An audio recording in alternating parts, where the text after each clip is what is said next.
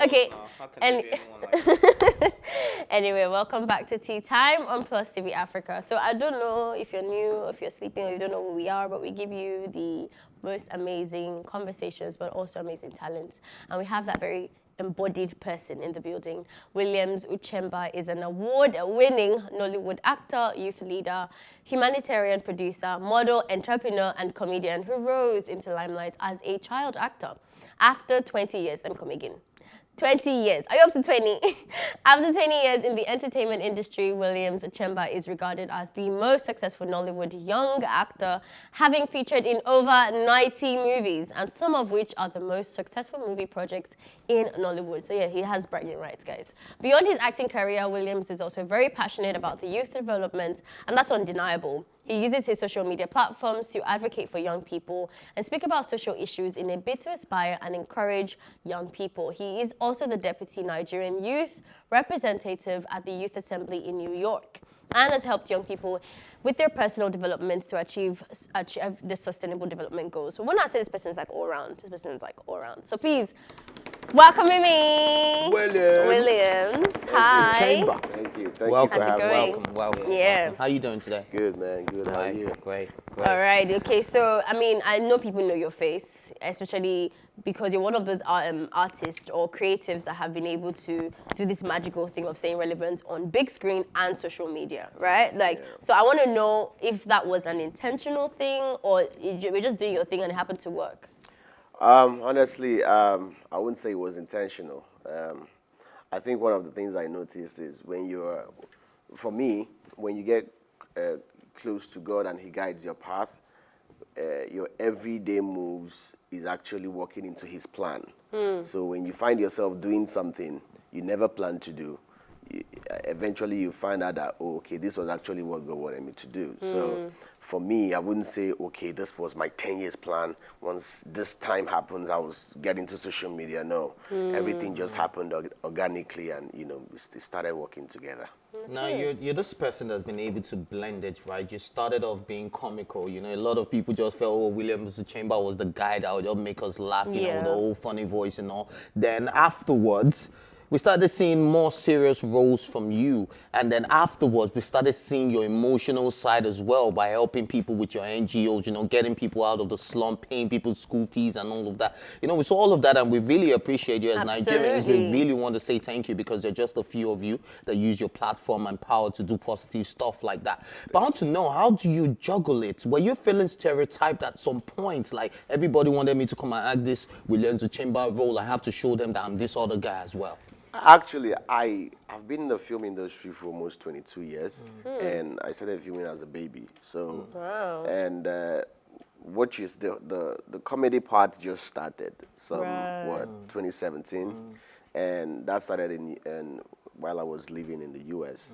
But prior to then, it's been serious baby roles. But I think I got to a point where, because the truth of the matter is not the most celebrities you see on screen that are off screen. Some of them have a different personality that we don't know. So for me, I've always considered to think I'm funny around my family and friends.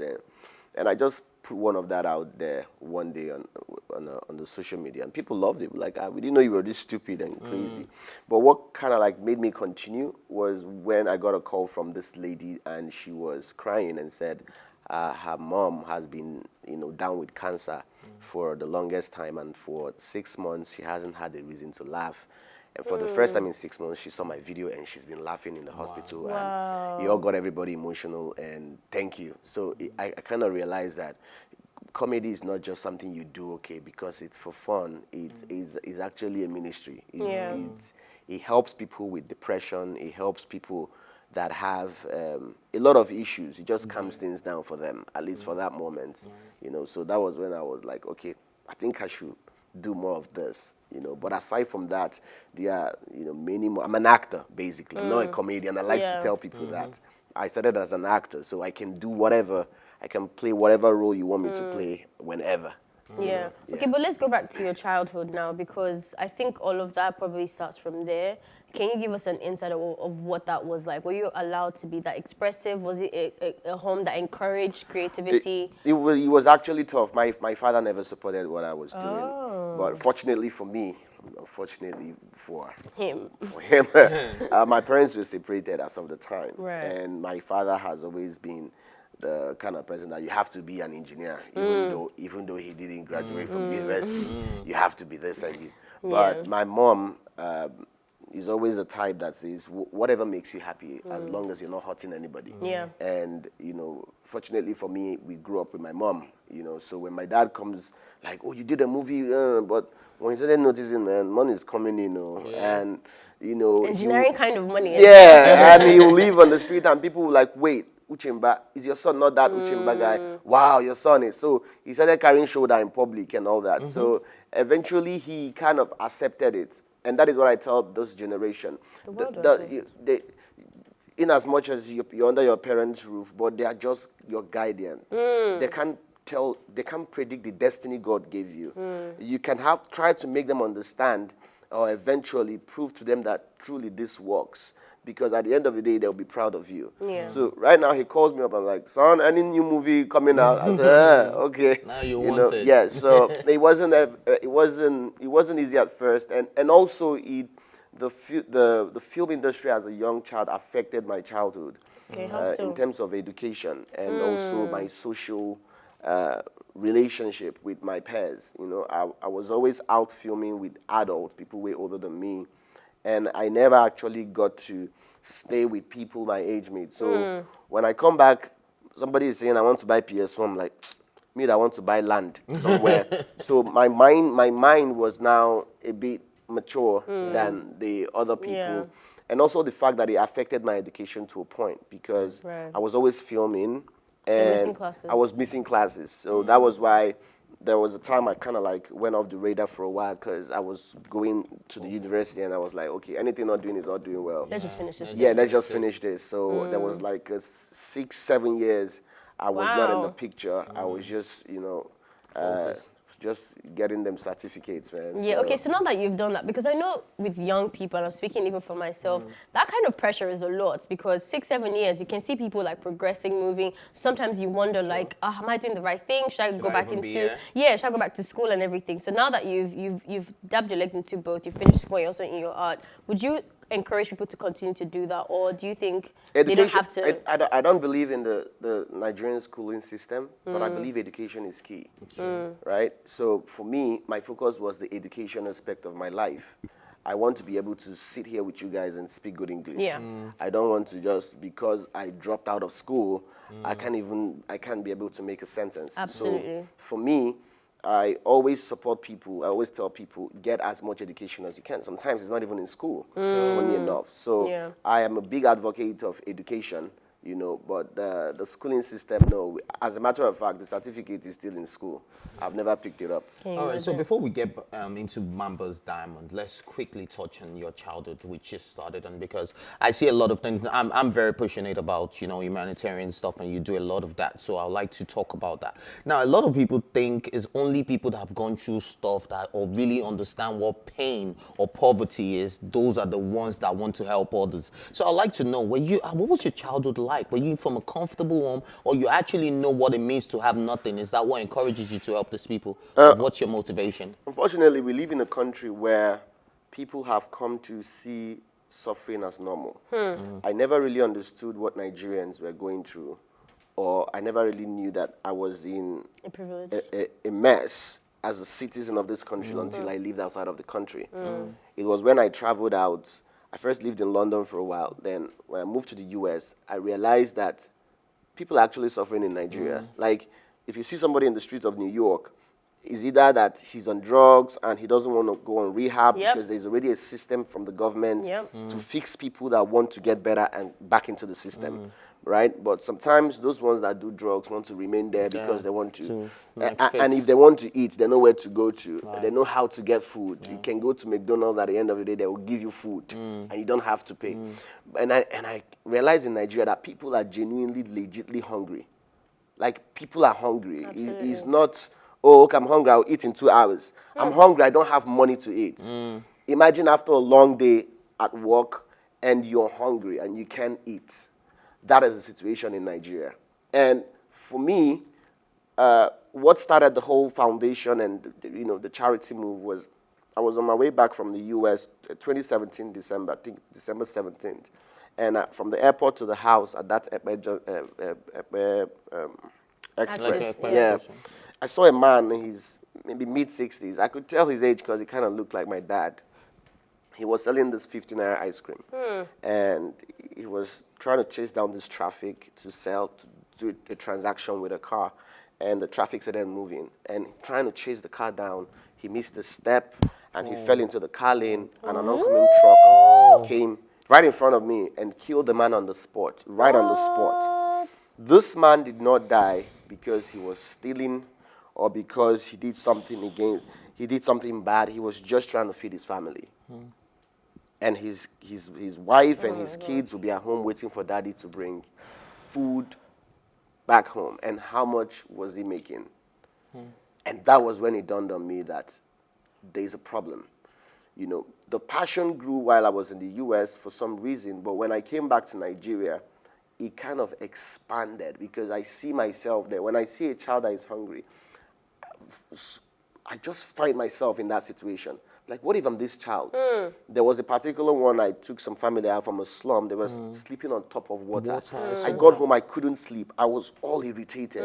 I'm like, I would not sleep until these people are out of here. And that was what started the Gift Challenge project, because after that man died, the next day I got back to the street and I saw so many of them. Of course. Another man was selling Christmas lights. I'm like, how do I get these people out? And I called the man and said, how much is your Christmas?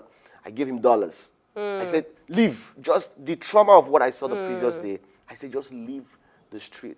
And I saw a lot of them.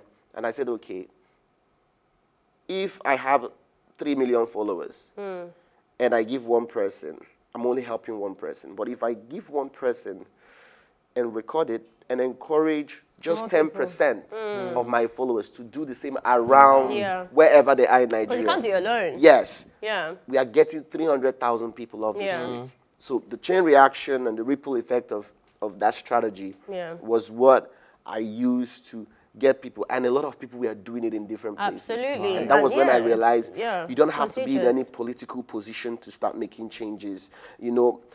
I tell people, yes, Nigerians need a new Nigeria, but Nigeria needs new Nigerians. Absolutely. Leadership does not start from when you're given a political position. Yeah. Okay. Be the change you want. Leadership William, starts I with feel like you. if I allow you, your passion is going to override this entire interview. I will not get to the movie. Yeah. So people are going to kill us if we don't talk about this movie. I'm sure Nigerians also want to know about it and stuff. Mamba's So Diamond. from your mouth, I just want to introduce, just tell us what it's about, why we should watch it, who's in it, what's special about this one? Okay, I read 16 scripts before seeing Mamba's Diamond, before seeing the Mamba's Diamond script. And when I saw it, I knew this was, what I had to jump on. For the longest time, I've been meaning to do a movie, but I've always been this type of person that wants to do something that is out of what everybody knows. I don't just want to get the script and you're watching what you watched 3 years ago, right? So I came across the script that I saw a lot of comedy in it, action, and also how we can inculcate morals and, how we can heal and help, people, basically. And that was what we did with Mamba's Diamond, basically. If you watch the trailer, you would see that the trailer was well done because I took it to the best That was your place. production company as well. Big shout out to Yeah, you. that's Big my shout out. first production. This is my first movie, though. So I knew I had to put out something very important. And what we did with Mamba's Diamond was to create that. So yesterday was a premiere, and it was amazing. I was nervous at first, like, okay, are people going to accept this? And the love and the support and the feedback I got yesterday Amazing. can Okay, make give me us say, something. What is it about in a nutshell? Because we're running out of time. yeah, that's what I'm saying. I'm still talking, Okay, and you yeah. cut me short. So yesterday was amazing, and that was when I realized that we made magic. And Mamba's Diamond is just, the synopsis is just basically 2 young mechanic guys that were trying to make ends meet. And in trying to steal the little things in the car, they found out that the car that they stole there was a diamond in it, and the diamond belonged to the most dangerous person in the world. You can say that. Mamba. And himself. they were now trying to decide whether to sell it or to return it. Yeah. So this group of assassins were sent out for them, and out of everybody that died, for some reason, these two idiots happened to survive these assassins and Mamba's diamond. So the moral of what was there was that, you know, fast way of making money kills, Yeah. right? And also that you should hold on your dreams, because at the end of the day, they made the right decisions and things turned out for them. So that was in a nutshell. You have to watch the movie to get the picture better. Absolutely. Alrighty. Okay, That's all right. amazing. Thank you so much. Are we going to see you in the movie, and what role are you She's, acting? of course. Yeah, I'm in the movie. Any idiot you see the movie is me. And I play the role of Obi. Alrighty, and that's everywhere, obviously, on cinemas, Nationwide. nationwide. Yeah. And we're going to see it on Netflix at some point. Yes, it's going on Netflix Eventually. very soon, but nationwide from May 13th, you can is everywhere. But we must make the box office money first, right? Of course. Of course. It's important. Oh, okay, guys, you've heard it straight from the horse's mouth, and I hope you guys go support.